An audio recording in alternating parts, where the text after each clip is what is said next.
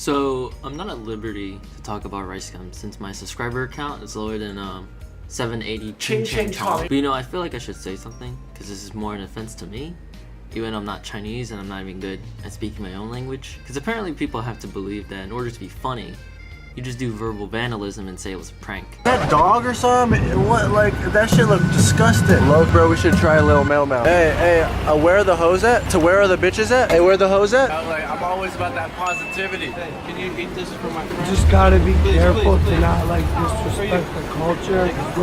Eat it.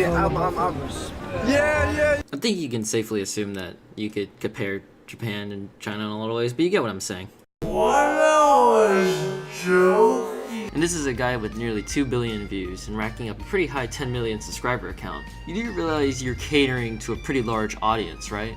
I don't think I have to show clips for people in you to know that you got a pretty big child audience, and I'm fairly sure you've got a large subscriber base for people whose roots originate in southeastern countries, you know, Japan, South Korea, Vietnam, ching chang chong. You probably got people who are American or similar who are like wrapped around your finger, most of them being kids. And you have to be careful about what kind of content you want to put out because this ends up being a very dangerous mark on impressionable little kids who love ricegum, but that's just me. So I'm a little late to making these sorts of videos, and like I said, I'm not exactly popular enough to have that voice be spoken out. But when you're making a video for vlogging, I think it's a personal fact that it's kind of a bad idea to give the impression that you give absolutely no respect to any culture that isn't the one you currently live in, because the kind of jokes you make are the same ones made for a 16-year-old. I should know because I am that one. I'm not Chinese, so I'm not really speaking for them, but if you're going to make a joke about just anything in general, there's usually the premise that you